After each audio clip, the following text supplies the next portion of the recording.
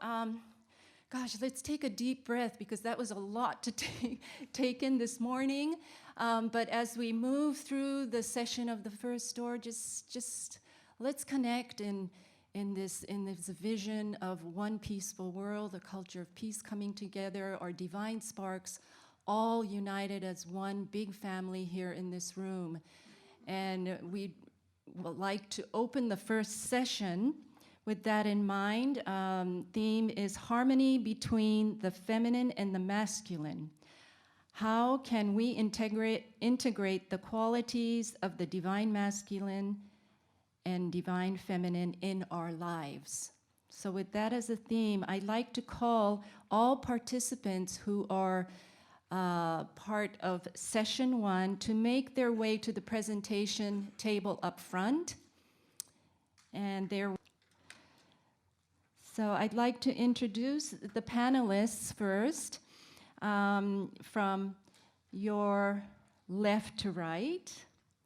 And we have Barbara Fields, and next Stephen Travis Pope, Linda Francis, Sande Hart, Mitsuhei Murata, and Preeta Bansal to lead us in this first session.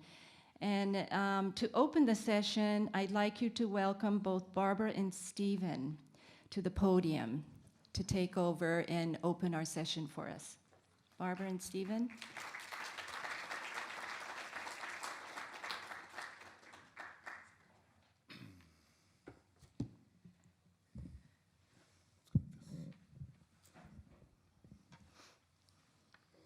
Good morning.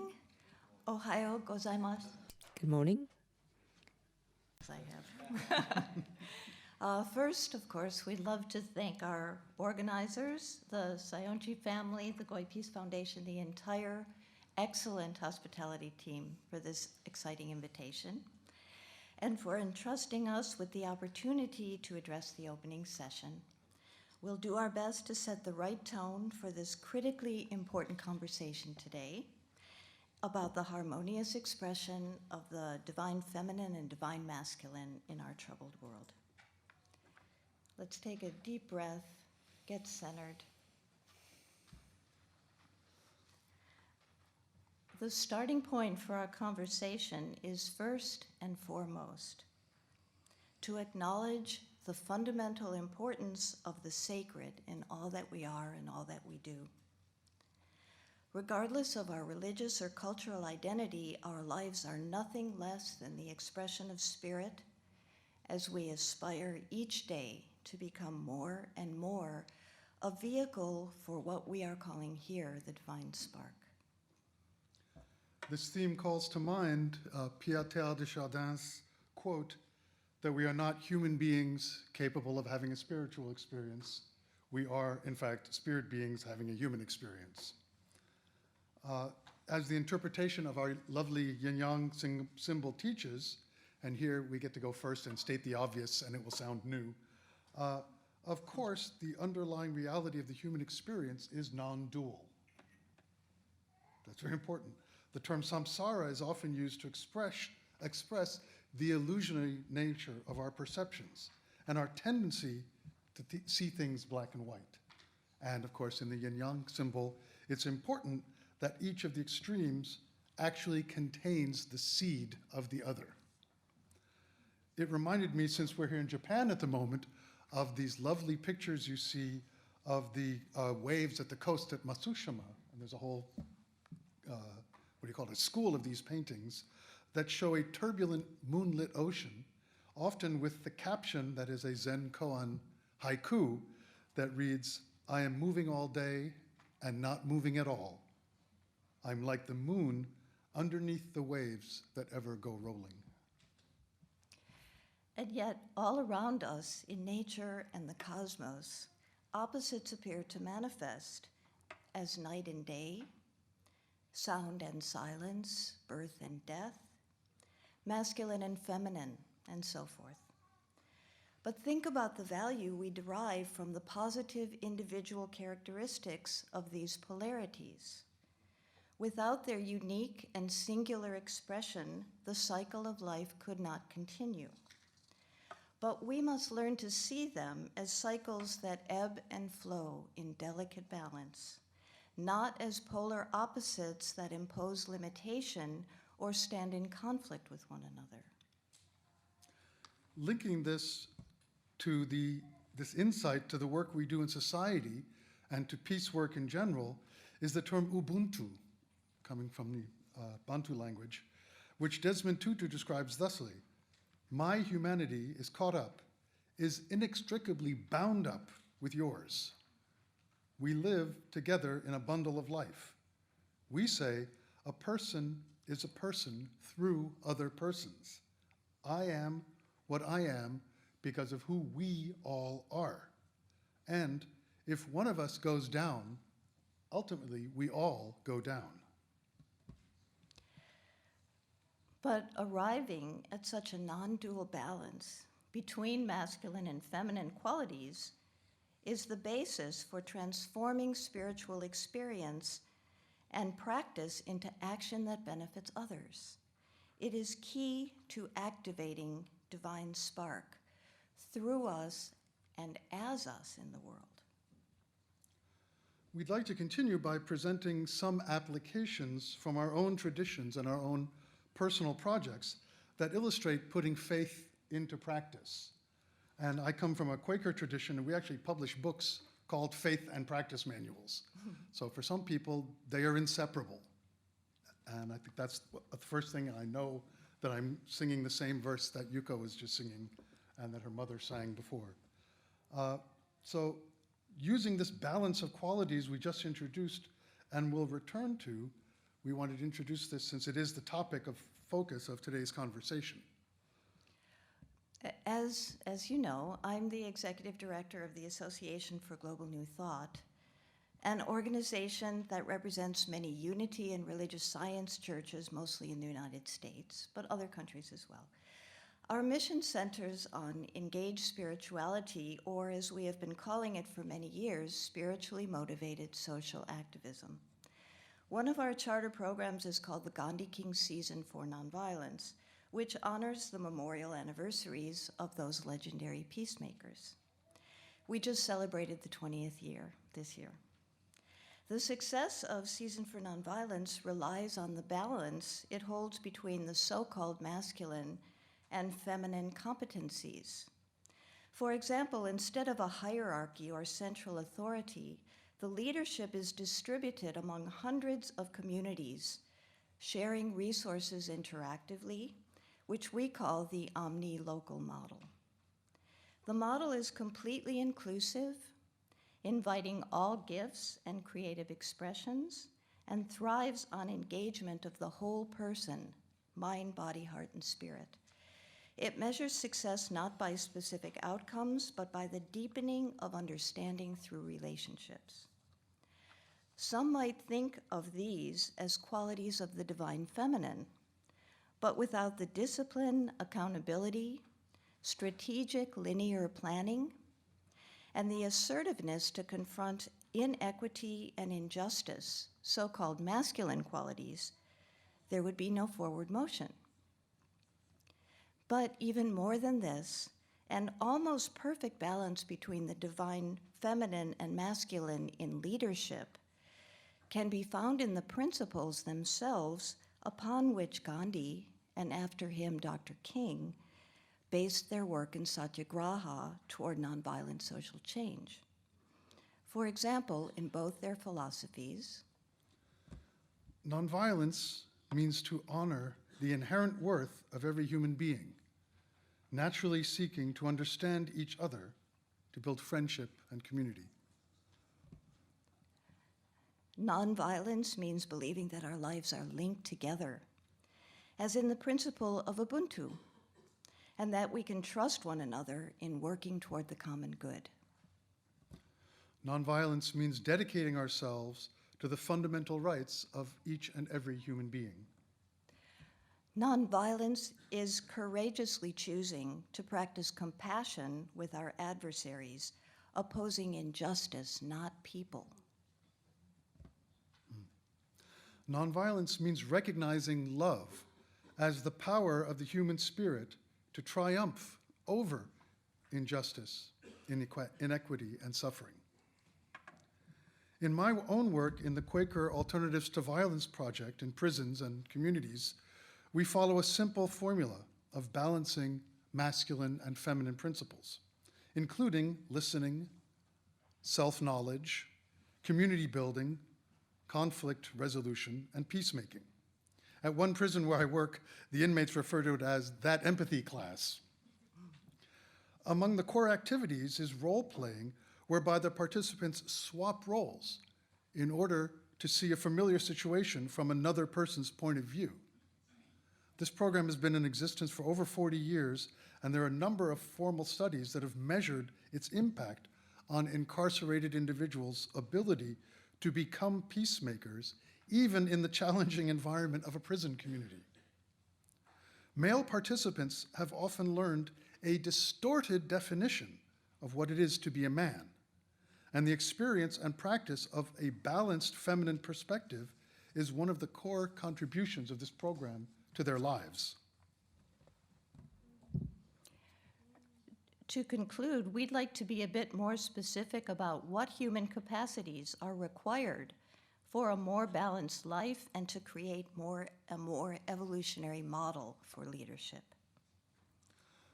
Returning to the Quakers, we tend to condense things to be very succinct, and our core principles we call the testimonies, and they are simplicity, peace, integrity, community, equality, and stewardship, which gives you the acronym SPICES, so you can remember it. The interesting thing is also that these are handed down and studied as a series of what we call advices and queries. In other words, very short statements followed by a series of questions for reflection. For example, the advices and queries on peace, one can read the statement from William Penn from the year 1693, where he says, "A good end cannot sanctify evil means, nor must we ever do evil that good may come of it." Period. This is followed by the queries on peace for individuals. Do I live in the virtue of that life and power that takes away the occasion of all wars? Do I nourish peace within myself as I work for peace in the world? Do I confront violence wherever it occurs, even when my personal relationships are involved? Where there is distrust, injustice, or hatred, how am I an instrument of reconciliation and love? There is also a series of queries on peace for communities as a community to think together. I think of this way of teaching as being akin to the distinction between a book that leads all readers to the same answers and one that leads each individual reader to a different set of profound questions. Although we cannot propose a list that is perfect or complete, we can describe some of the transformative qualities that reflect our evolution towards synthesizing the divine feminine and divine masculine spark.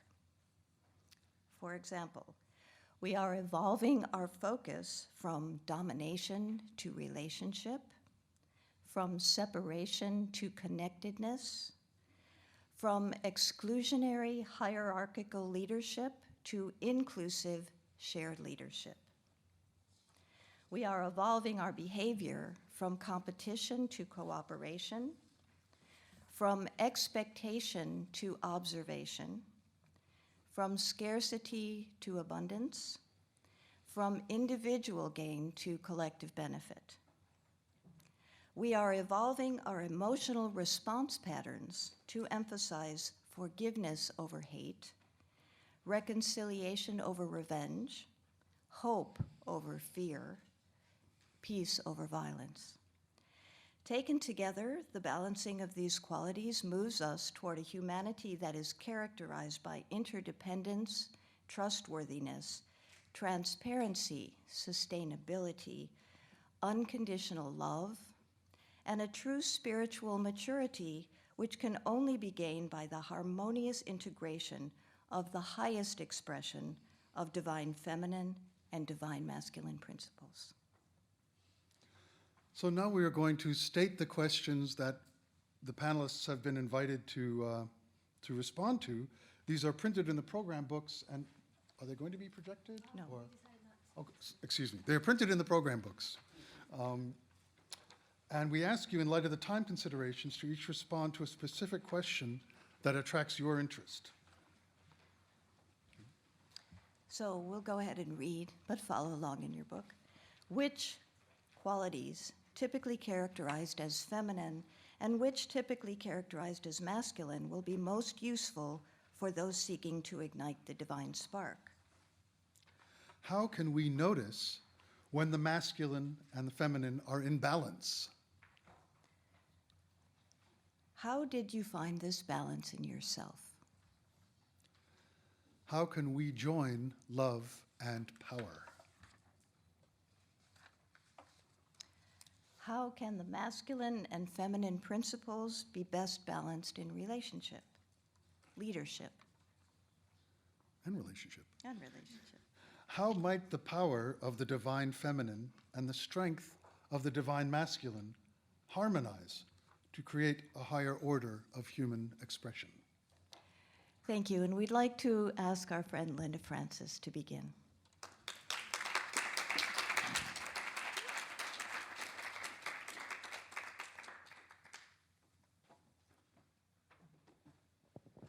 Is it on? Yeah? Yeah. So thank you so much, Stephen and Barbara. I knew you would give such a good beginning for whatever needed to be said. So thank you for me. Thank you. And I'm so honored to be here. I really appreciate the Saionji's invitation, Yuka, the whole family, and everyone that's been part of this happening, and all of us here together energetically really holds the space for whatever needs to be said. I know that. I didn't prepare anything because I felt, I looked at the questions many times, and I really didn't know what question I wanted to answer, or even if I wanted to answer one of the questions, I wasn't sure. But I felt that being here together with everyone would support me in knowing what needed to be said. And as I speak, I'm not sure even what I'm going to be saying, because I really want it to come from the deepest place in my heart. I did one thing when we were talking about, when you said the questions again this time, one thing that struck me was, what did I do to create the balance of female and male in me? So I want to talk a little bit about that, because I've always been really grateful that I was born a woman. I always have been. I don't know what it is. I've just always felt that way. I felt feminine. I felt, that is something that's deep in me. However, to do the work that I needed to do in the world, I couldn't just remain feminine. In fact, it was what I was calling feminine was very shallow compared to what I know about femininity now. Much more shallow than what I thought.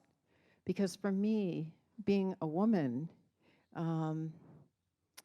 I can talk of it in 5 sensory terms, but that's not really the way I want to talk about it. I want to talk about it in multisensory terms. And for me, when I think of female and male principles, I think about female as it being feminine, being more, the divine feminine being more stillness, and the divine masculine being more doing, active. And for me, it's been quite a journey to create both stillness, in other words, what I consider the divine feminine in me, to create that in me, and I'm still working on that. I can feel even energy in me right now. I can feel energy that both excitement and love, but I can also feel energy of fear in me right now. Right now, I can feel it in my body. But that doesn't stop me from being able to say what I need to say. because I know that it's really important that each of us can be who we are and say what we need to in the deepest way. It's so important that we do that, and not to let fear get in the way, because fear is the only thing that keeps the expression of my divine feminine and the expression of my divine masculine from coming forward in a way that can be of support to everyone. I know that's true.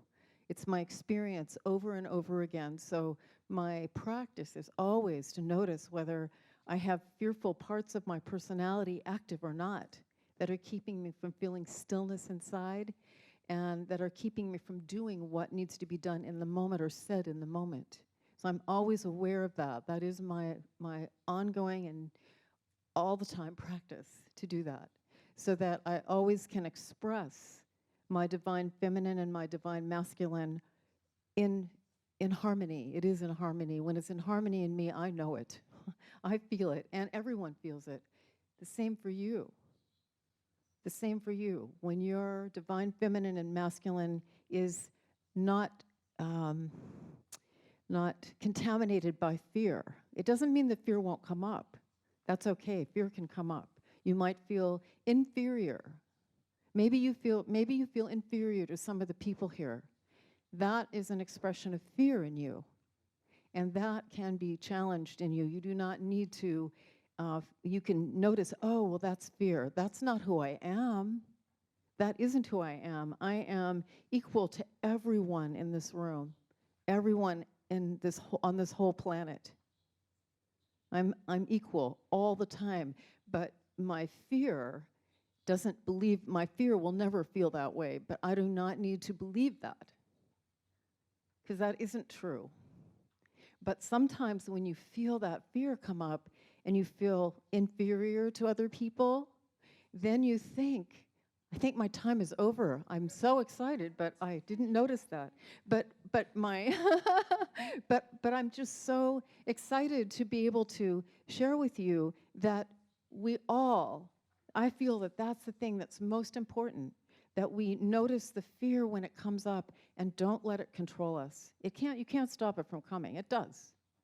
But you can decide not to act on it and to say what you need to say whatever you need to do in the moment from love. Because love and power are the same. They're love. Love and power are equal. I'm not talking about external power. I'm not talking about when someone uses the masculine energy to overpower someone. I'm not talking about that. I'm not talking about that at all, because that's not really what is going to change anything in the world. It can't, but the divine masculine acts from love. That divine energy in me acts from love, and same for you. So I am just so, thank you for letting me say these things. I'm so grateful. Thank you. I know that you supported me.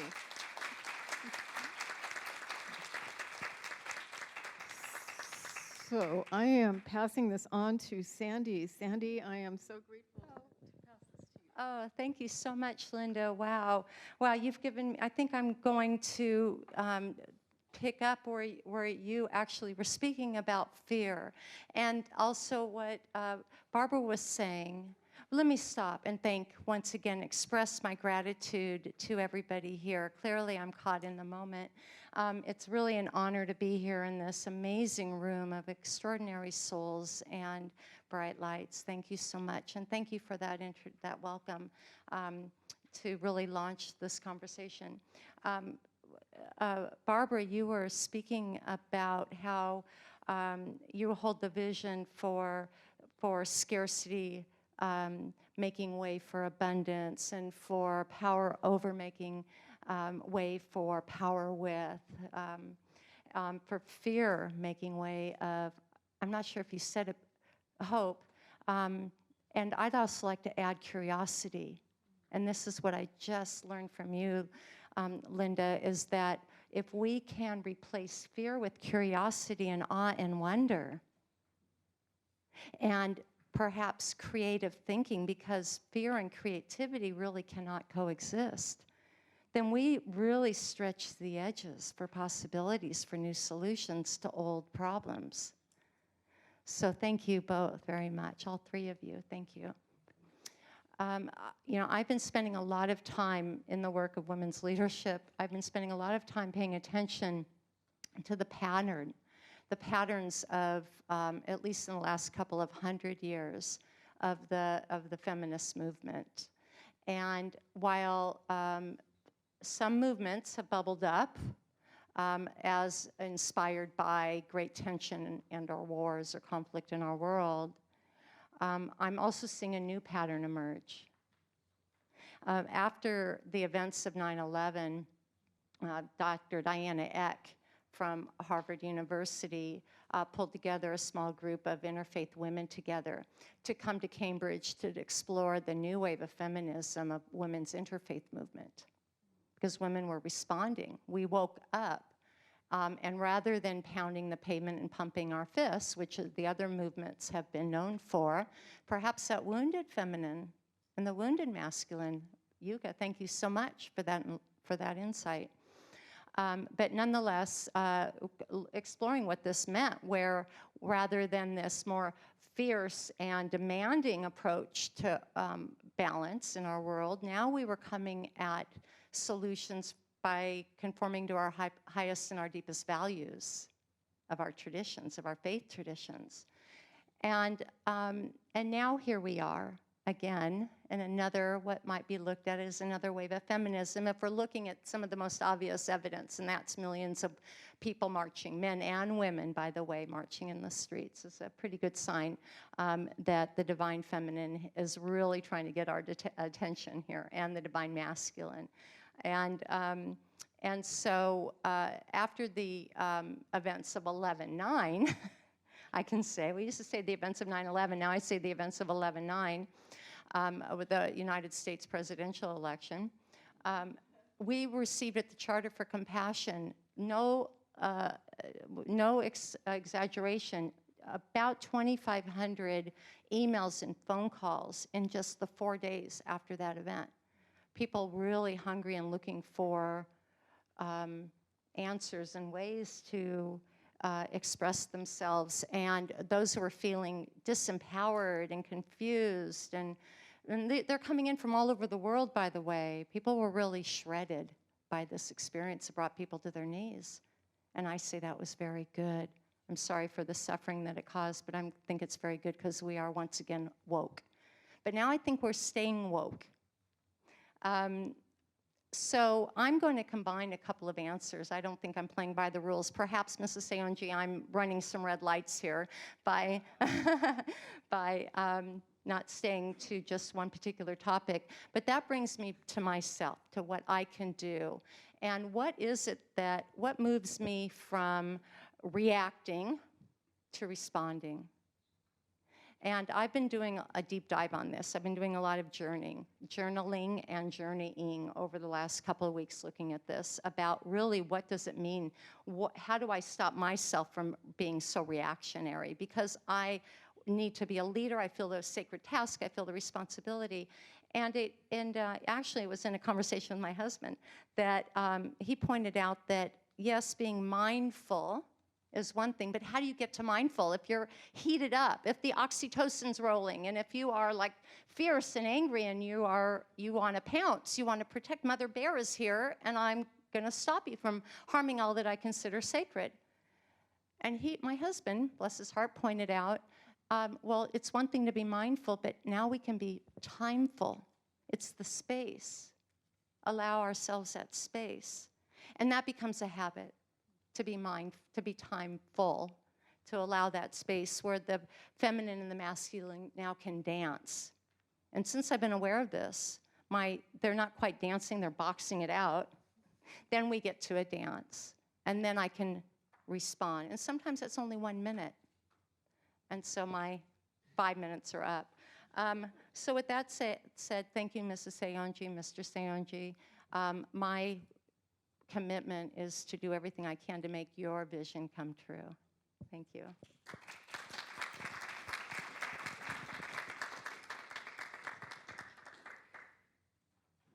First of all, I would like to thank my express my gratitude for this unforgettable chance or occasion. So I've read the questions, and I'm at a loss how to answer. They are very difficult. So first of all, I would like to begin the importance of sensibility concerning feminine qualities. The importance of sensibility needs to be stressed. We are enlightened by Charlie Chaplin's following words expressed in his film Dictator. We think too much and feel too little. More than machinery, we need humanity. More than cleverness, we need kindness and gentleness. This is very enlightening words. And as for masculine qualities, reason and intelligence are to be mentioned.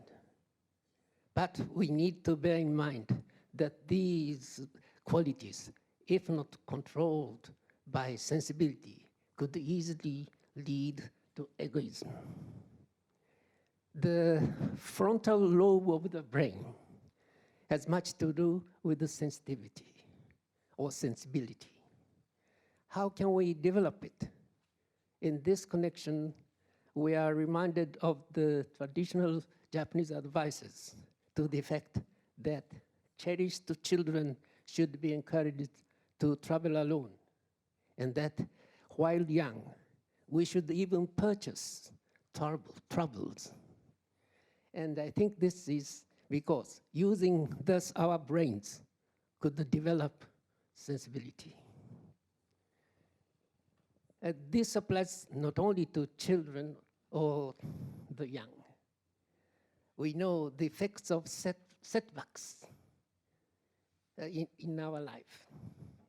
We obtain caring capacity or sensibility through setbacks. And it is through sharing with our children's setbacks that we can enlarge the horizon of our views.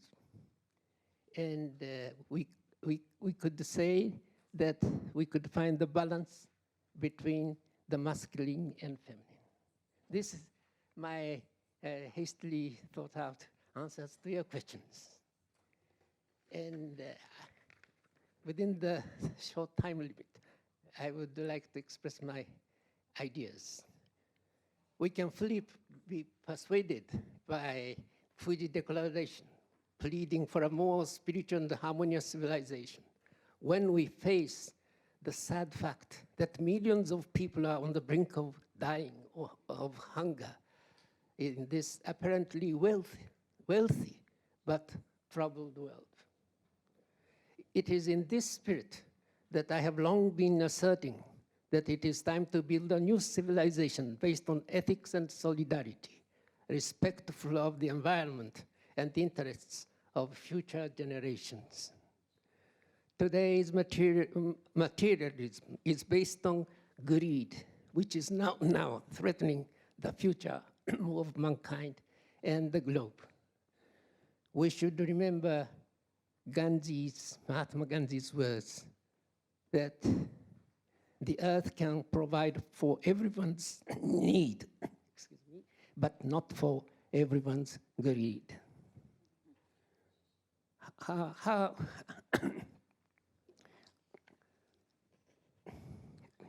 Concerning the peace problem, which is the essential objective of our activities, I think we should think of culture.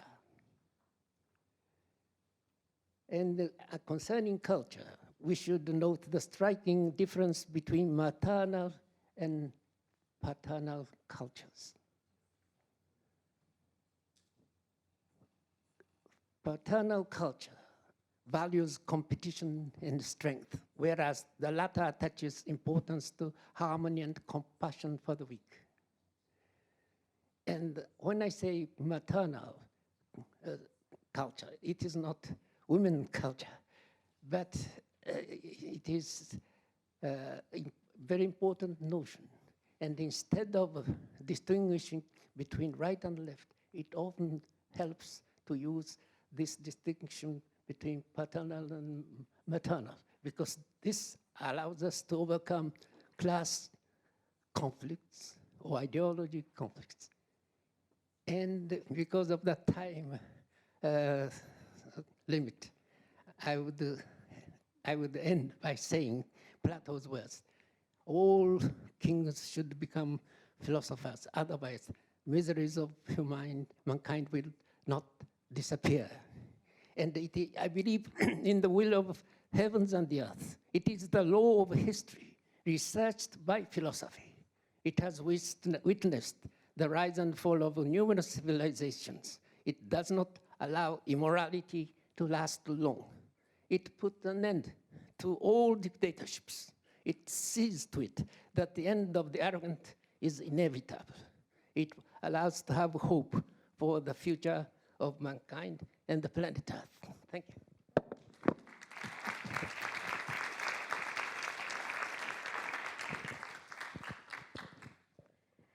Thank you so much. Thank you to the Saionjis. What a beautiful event, and thank you for the very kind invitation to express my words and to try and wrap up some of the stories we've heard here today. As I think about the masculine and feminine energy, there's so many metaphors and so many beautiful words that have been said today. But I think very much of the sun and the moon as my metaphor to guide the kind of the different energies and the different light that we get from our various parts of ourselves. I think of the sun as the masculine, the bright, the bold, and the intensely focused light. I think of the moon as the feminine, the cool, the reflective, the diffuse, the kind of soft and subtle light that gently illuminates. And it illuminates that which is hidden within us, and it guides us through the dark corners of our own unconscious. In the West, we have a incredible regard for the sun, an incredible regard for the bright light. I think less in the West than in the East, where we're not focused on the moon's various phases and cycles. And that's the imbalance that I feel very deeply in our society, and frankly, I've felt in my own life at various points and have worked hard to try and rebalance. When I think of the divine feminine and the divine masculine, I feel we have before us not only the wounded masculine, which is the beautiful phrase that I heard in this conference, but I also think deeply of the buried feminine. It's a deeply, deeply buried feminine energy. And one of the things I've been kind of struggling with a little bit, I've spent a lot of time in the public sphere, in the public policy and political sphere in the United States. I'm a constitutional lawyer, and thinking about the structures of government, the structures of society that allow for freedom and flourishing within, the external structures, I should say. Freedom ultimately is an inside game, as we all know, but the external structures. And, in the United States, at least, what has motivated me has been a commitment to civil rights, a commitment to social justice, and law that aims towards that. I've often said that in the United States, the original sin of our Constitution has been race, where it was embedded in the Constitution that African Americans were 3/5 of a person. But the original sin of the world, in some sense, the deep flaw of the world is gender, the deeply buried feminine energy that's there within all of our societies. And one of the things that's been motivating me as I've stepped away from the public sector a bit is the deep, deep work, I think, that's required to uncover what I think is the deeply buried feminine energy. I feel that, we often, when we talk about Gandhi and Gandhian change, we often remember the amazing work of the Gandhian movement towards political independence and the Salt March and everything. But what's often forgotten is the deep work of purification that went before that. So before Gandhi actually led the freedom struggle, there were a group of 78 people that were in an ashram for 15 years doing the deep work of self-purification. And I think about that when we're in sometimes some of these gatherings, there's a desire and an energy to want to act in the world. And that's our masculine desire, to bring all of these beautiful values and spirit that we feel and bring them into the world. But sometimes there's a time to just be. And there's a time to continue to do that deep work, and to find that kind of buried feminine energy. And there will be a time to bring that into the world. I wonder sometimes whether we should be working with existing institutions that are so much a part of our systems of governance.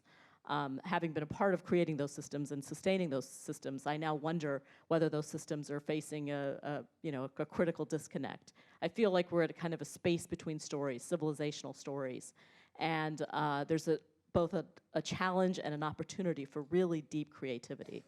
And this is the time for us, I think, to really work on the feminine energy, really uncover that deeply feminine energy, and maybe just be still for a while. And there will be a time, and I think when the masculine and feminine are really in balance, the feminine becomes kind of a vessel, for the truth. It's the vessel through which we find our wise, intuitive energies inside. And I think the masculine is what takes that wise, intuitive energy out into the world, the action that brings that out in the world. And for me, it would be wonderful for us to, and maybe this is just where I am personally, which is really focusing more on uncovering that feminine, uncovering that wisdom before jumping to bring that out into the world. So I look forward to being in touch with all of the wonderful energies and the creativity in this room.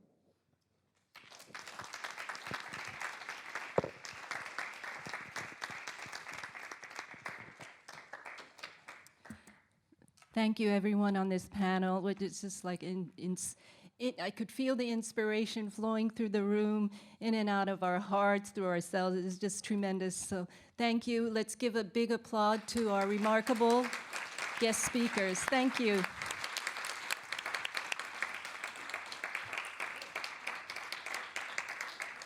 Please remember to take your devices with you. So now we would like to invite all of you for time of reflection.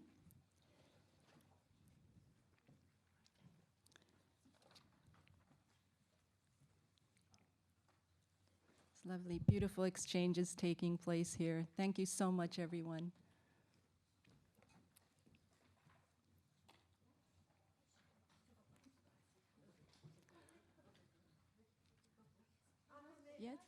Yes. Now I invite Mrs. Saionji to express her words of reflection. So everyone is wonderful and amazing, and there's a lot of things that I learned. I just gave the overview, what's on my mind, and everyone has spoken in their capacity and in their positions from their intuition, and the answers were given. So we have to make sure that we won't miss them and capture them. And thank you. And now it's your time to join in the moment of reflection. If you were moved by any aspects of this session, I heard it like this, or I want to say this, please, we'll give you a couple of minutes to reflect, and if you would write on the card, we would appreciate that. Thank you.